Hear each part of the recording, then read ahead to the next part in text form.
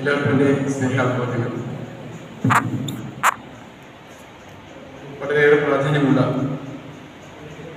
ലളിതമെങ്കിലും വളരെയേറെ പ്രാധാന്യമുള്ള ഒരു ചടങ്ങാണ് ഇതിനെ നിയന്ത്രിക്കുന്ന പ്രിയപ്പെട്ട സഹോദരി, നമ്മുടെ ഒരു കാരണവൃത്തി കൂടിയായിട്ടുള്ള അമ്മ. ഇവിടെ ഇതിനകം നിങ്ങളോട് സംസാരിച്ച കൽപ്പഞ്ചേരി ഗ്രാമപഞ്ചായത്തിൻ്റെ അധ്യക്ഷ വഹീദ, പ്രിയങ്കനായ എൻ്റെ സുഹൃത്തും സഹപ്രവർത്തകനുമായിട്ടുള്ള ഇവിടെ വേദിയിലുള്ള ഒരു ഗ്രാമപഞ്ചായത്തിൻ്റെ പ്രസിഡന്റ് പ്രിയങ്കനായ യൂസഫ് സാഹിബ്, പ്രിയങ്കരിയായ വളവൂർ ഗ്രാമപഞ്ചായത്തിൻ്റെ അധ്യക്ഷ പ്രിയങ്കരിയായ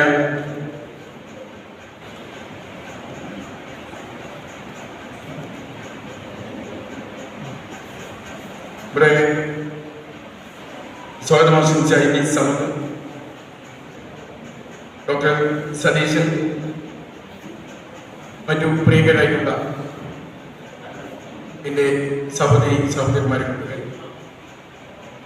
നമ്മുടെ താലൂക്കിൻ്റെ ചരിത്ര നിർമ്മാണവുമായി ബന്ധപ്പെട്ട് ഒരു വലിയ പരിശ്രമമാണ് നമ്മുടെ സാഹിബിൻ്റെ ഒക്കെ നേതൃത്വത്തിൽ നടന്നത്. അതിൻ്റെ ഭാഗമായിട്ടുള്ള ഒരു ഒത്തുകൂടൽ ആണ് ഇവിടെ സംഘടിപ്പിക്കുന്നത്. ഞാനിതിനെ നേതൃത്വം കൊടുക്കുന്ന പ്രിയങ്കരായ എല്ലാ സുഹൃത്തുക്കളെ ഞാൻ പ്രത്യേകം അഭിനന്ദിക്കാൻ ഈ സന്ദർഭം ഉപയോഗപ്പെടുത്തുകയാണ്. ഇതുമായി ബന്ധപ്പെട്ട വലിയൊരു ദൗത്യം നമ്മുടെ ഗ്രാമീണ മേഖലയിൽ ചരിത്രങ്ങൾ നുള്ളിയെടുക്കാൻ, പൊരുക്കിയെടുക്കാൻ, അത് ഒപ്പിയെടുക്കാൻ പ്രത്യേകം ടീമിനെ തിരഞ്ഞെടുപ്പിച്ച് അതിൻ്റെ പരിശ്രമമൊക്കെ വളരെ സജീവമായി തന്നെ നടന്നു വരികയാണ്. താലൂക്ക് തലത്തിൽ അത് ഏകോപിപ്പിച്ച് നമുക്ക് ഒന്നിച്ച് ഈ നാടിൻ്റെ ചരിത്രം പറയാൻ വരും തലമുറക്ക് കൈകളിലേക്ക് കൈമാറാൻ നമുക്ക് സാധിക്കണം. ഇന്ന് ചരിത്രത്തെ ഭയപ്പെടുന്ന ഒരു കാലഘട്ടം. ചരിത്രമാണ്, അത് യാഥാർത്ഥ്യം. അതാർക്കും മായ്ച്ചു കളയാൻ കഴിയുന്നില്ല. മാറാലകളെ ചൂലുകൊണ്ട് തുടച്ചു നീക്കുന്ന പോലെ ആര് വിചാരിച്ചാലും ചരിത്രത്തെ ഇല്ലാതാക്കാൻ കഴിയും. രേഖപ്പെടുത്തിയ പുസ്തകങ്ങളെ വലിച്ചു കീറാനും ഒരുപക്ഷെ നശിപ്പിക്കുവാനും ഒക്കെ സാധിച്ചേക്കാമെങ്കിലും ചരിത്രമാണ്, അത് യാഥാർത്ഥ്യം.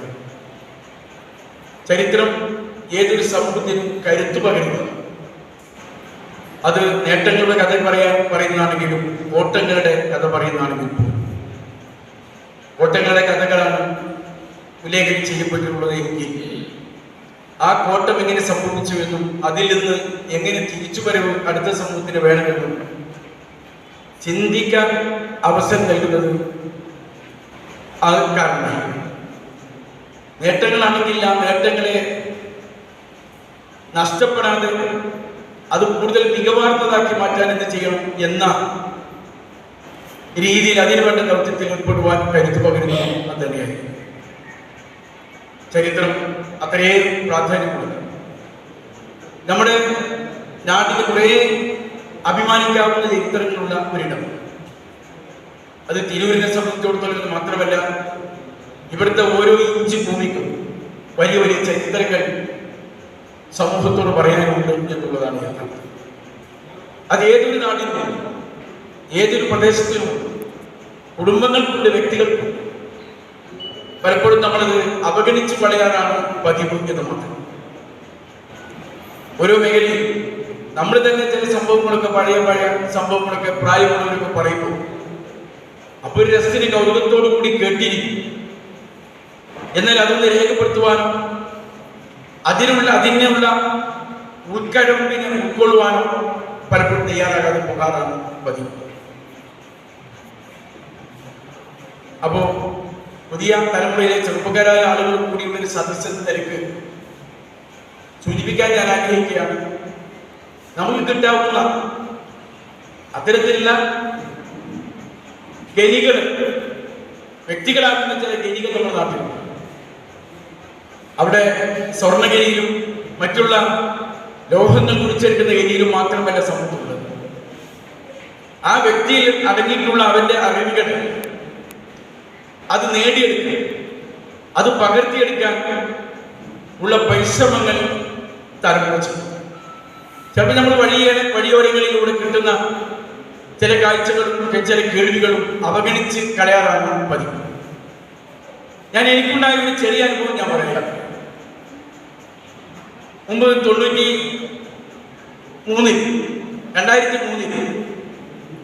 ഒരു വലിയ പ്രളയം സംസ്ഥാനത്ത് ഒട്ടുപോയല്ല, നമ്മുടെ ജില്ലയിൽ. ഇവിടുന്ന് കോട്ടക്കനങ്ങ് പോയാൽ നമ്മൾ ഒതുക്കിങ്ങനെ കഴിഞ്ഞാൽ പിന്നെ കോടൂര് തോണിക്ക് പോയി അങ്ങ് മലപ്പുറത്ത് വടക്കമണ്ണ മേലെ ചെന്നിറങ്ങുന്ന ഒരു സന്ദർഭം ഉണ്ടായി. ആ വർഷം നല്ല മഴയാണ്, നല്ല വർഷം, നന്നായി വെള്ളം പൊങ്ങി.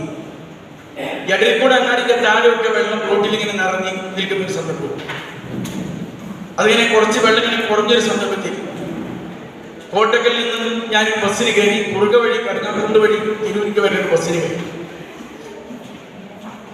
ബസ്സിനെ കയറി ഇങ്ങനെ വന്നപ്പോൾ ഈ വെള്ളത്തിൽ എൻ്റെ കുട്ടികൾ ഇങ്ങനെ ചെറിയൊരു തോണിയിൽ വാഴത്തണ്ട് ഇട്ടിട്ട് അതിന് കുട്ടികൾ ഓടി കളിക്കുന്നുണ്ട്, അയിമ മറഞ്ഞി കളിക്കുന്നുണ്ട്. അവര് വൃദ്ധനായൊരു മനുഷ്യൻ അദ്ദേഹം ഇങ്ങനെ വെള്ളത്തിലേക്ക് നോക്കിയിട്ട് ഇങ്ങനെ പറഞ്ഞു, എന്നാലും അന്ന് അയാൾ പറഞ്ഞ കാര്യം നിന്റെ പടച്ചോനെ, അന്ന് അയാൾ പറഞ്ഞ കാര്യം നിന്റെ പടച്ചോനെ എന്നിങ്ങനെ ആവർത്തിച്ചു. അത് ഞാൻ സ്വാഭാവികമായിട്ടും അയാളോട് അതിനെപ്പറ്റി ചോദിച്ചു. അയാളൊന്നും കൊണ്ടില്ല. പിന്നെ ചോദിച്ചു. അങ്ങനെ ചോദിച്ചപ്പോൾ ഇങ്ങനെ ഇനി നോക്കി പിന്നെ പറഞ്ഞു, അത് ഇച്ചി പുണ്യാവിന്റെ പണ്ടത്തെ ഒരു സംഭവമാണ്. ഞാൻ എന്താണ് വീണ്ടും തിരക്കി അയാൾ നിർബന്ധിച്ച് അവന് വണ്ടി ബസ്സിങ്ങനെ കുറെ കിട്ടുന്നു. അപ്പൊ അദ്ദേഹം പറഞ്ഞത് ഒരു പണ്ടൊരു മതപണ്ഡിതന്റെ വായനെ കുറിച്ച്, മതപ്രസംഗത്തിനെ കുറിച്ച്.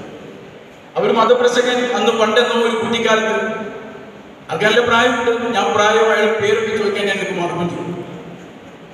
അപ്പൊ അദ്ദേഹം പറഞ്ഞു, അദ്ദേഹത്തിന്റെ പ്രസംഗത്തിൽ പറഞ്ഞത്രേ, ഇങ്ങനെ ഭൂമിയിൽ ദുരന്തങ്ങൾ ഉണ്ടാക്കുന്ന ഒരു ഘട്ടത്തെ കുറിച്ച് പ്രവാചകൻ പറഞ്ഞത് ഒരു സംഭവം.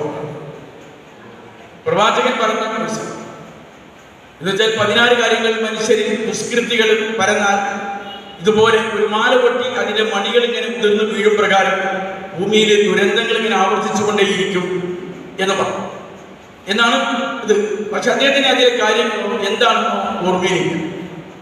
അപ്പൊ അദ്ദേഹം പറഞ്ഞു, എന്റെ ചെറുപ്പത്തിൽ, വളരെ ചെറുപ്പത്തിൽ, ഞാൻ കുട്ടിക്കാലത്ത് കേട്ടൊരു സംഗതിയാണ്. ഞാനിത് പണ്ഡിതന്മാരെ എനിക്ക് വന്നു ചോദിച്ചപ്പോൾ പണ്ഡിതന്മാർക്ക് പലർക്കും കാര്യമില്ല. അങ്ങനെ വേറൊരാളോട് പറഞ്ഞു, ഒരാൾ അന്വേഷിച്ചെടുത്ത് അങ്ങനെ അതിന്റെ കഴിവിനെ കുറിച്ച് പറഞ്ഞപ്പോൾ സംഗതി 14 കാര്യങ്ങൾ ഇങ്ങനെ പ്രവാചകൻ എണ്ണി പറഞ്ഞിരിക്കുകയാണ്. ഭൂമിയിൽ ഇങ്ങനെയൊക്കെ സംഭവിക്കും, ദുരന്തങ്ങൾ ഉണ്ടാകും, 14 കാര്യങ്ങൾ. ഞാനത് ഒരു ചെറിയ അന്വേഷണം, ഞാൻ വലിയൊരു കാര്യം ചെയ്യുന്നതല്ല. ഈ പ്രായമുള്ള ഈ ആളോട് ചോദിച്ച ഈ കാര്യങ്ങൾ 3 പണ്ഡിതന്മാരുമായി ചർച്ച ചെയ്തപ്പോൾ അവർക്ക് അങ്ങനെ ഒരു ഉണ്ട് എന്ന്, പ്രവാചകന്റെ ഒരു തിരുവചനം അങ്ങനെ ഉണ്ട് എന്നുള്ളത് അവർക്ക് കൂടി ഉൾക്കൊള്ളാൻ കണ്ടെത്താൻ സാധിച്ചതാണ്. വലിയ വലിയ ഗ്രന്ഥങ്ങളൊക്കെ പറഞ്ഞ ഒരാൾ അതിന്റെ പിന്നാലെ പോയി ഇങ്ങനെ ഉണ്ടാകുന്നാലും പഴയ ആളുകൾ പറഞ്ഞിട്ടുണ്ടെങ്കിൽ യാഥാർത്ഥ്യമാകും എന്ന് പറഞ്ഞ് അന്വേഷിച്ച് പോകുന്ന ഒരു സാധ്യത. ഞാൻ എൻ്റെ അനുഭവത്തിൽ ഉണ്ടായ ഒരു അനുഭവം ഇങ്ങനെ ഓർമ്മ വന്നപ്പോൾ ഞങ്ങളോട് പങ്കുവെച്ചു എന്ന് മാത്രമേ. ഇതുപോലെ പല സംഭവങ്ങളും ഇതേപോലെ പല സംഭവങ്ങളും നമ്മൾ ഇപ്പൊ ഇങ്ങനെ ഓർക്കുന്നുണ്ടാവും. അതെന്തായിരുന്നു അന്നാ കണ്ടത്, അന്ന് അതിന്റെ പിന്നിൽ ഒരു വലിയ സംഭവം ഉണ്ടാവുമല്ലോ എന്ന് ഇപ്പൊ ഇങ്ങനെ ഓർക്കുന്നുണ്ടാവും ചില സമയത്ത്. എനിക്കെന്റെ ജീവിതത്തിൽ അങ്ങനെ സംഭവിച്ചിട്ടുണ്ട്. അപ്പൊ അതുകൊണ്ട് എന്താണെങ്കിലും നമ്മളൊരു സംഭവത്തെ അങ്ങനത്തെ ഒരു കാര്യങ്ങളെ രേഖപ്പെടുത്തി വെക്കാൻ ഈ കാലഘട്ടത്തിൽ ഇപ്പോൾ സൗകര്യങ്ങളൊക്കെ വണ്ടിയുടെ അരിയെഴുതലോ കുറിപ്പെഴുതലോ അനുഭവങ്ങൾ എഴുതലോ ഒന്നും ഉണ്ടായിട്ടില്ല. ഒക്കെ ഓർമ്മ ഇങ്ങനെ കിട്ടുന്നതും പറയുന്നതും മാത്രമല്ല. ഇപ്പോഴത്തെ അന്നത്തെ പഠനം അങ്ങനെയായിരുന്നു. ഗുരുകുല പഠനകാലത്ത് ഒരു ഗുരുനാഥന്റെ അടുത്ത് എല്ലാ നാട്ടിലും ഇതിനേക്കാൾ വലിയൊരു പണ്ഡിതൻ ഇന്നെടുത്തുണ്ടെന്ന് അറിയുമ്പോൾ ഇവിടുന്ന് മാറ്റി അയാളെടുത്ത് കൊണ്ടുപോകും. അയാൾക്ക് കഴിഞ്ഞാൽ അയാൾക്കാട് വലിയൊരു പണ്ഡിതൻ ഇന്നെടുത്തുണ്ടെന്ന് പറയുമ്പോൾ അയാളെടുത്ത് കൊണ്ടുപോകും. അങ്ങനെ പഠിപ്പിച്ചിരുന്ന ഒരു ഗുരുകുല പഠനകാലഘട്ടമുണ്ടായി. ഇന്നതുമാണ്. ഇന്നിപ്പോ നമ്മൾ കുറെ കുട്ടികളുടെ മുമ്പിലേക്ക് ഒരു ഗുരുനാഥൻ ഇങ്ങോട്ട് വരും. കുറെ കുട്ടികൾ ഇങ്ങനെ ചെല്ലുമ്പോൾ അവിടേക്ക് ഒരു ഗുരുനാഥനെ നിയോഗിക്കുക. ഈ രീതിയിലേക്കുള്ള ഒരു പരിവർത്തനം ഇതിലുണ്ടായി. പഠന സംവിധാനങ്ങൾക്ക് മാറ്റമുണ്ടായി. ഇങ്ങനെ കുറെ ഈ മാറ്റങ്ങളുടെ കഥ തന്നെ നമുക്ക് പറയാനുണ്ട്. അപ്പൊ ഇതിന് മുമ്പും ഇതേപോലെ വലിയ വലിയ പുരോഗമന കാലഘട്ടം, ഇതിനേക്കാൾ വലിയ പുരോഗതിയില്ല കാലഘട്ടത്തിന് മുമ്പ് കഴിഞ്ഞു പോയിട്ടുണ്ട് എന്നും പോലും നമ്മളെ ബോധ്യപ്പെടുത്തുന്ന അനുഭവങ്ങളും ചരിത്ര ശകലങ്ങളും നമുക്ക് കിട്ടുന്നു. സിന്ധു നദി സംസ്കാരം, മോഹൻജാദാരോ, ഇത്തരത്തിലുള്ള പല സംഭവങ്ങൾ നമ്മൾ പഠിച്ചിട്ടുണ്ട്. അപ്പൊ ഇതേപോലെ പലയിടത്തും ഉണ്ട് എന്നുള്ളതാണ് യാഥാർത്ഥ്യം. മാറ്റങ്ങളുടെ ഒരു ഞാനിപ്പോ ഈ കഴിഞ്ഞ ആഴ്ച ദുബായി പോയപ്പോ എന്റെ കൂടെ ഞാൻ വീട്ടിൽ 9 വയസ്സായിരുന്നു. മുമ്പിൽ പറഞ്ഞ 2 ദിവസം രാവിലെ നമ്മളൊന്ന് കടലോരത്തൊക്കെ പോയി വരിക.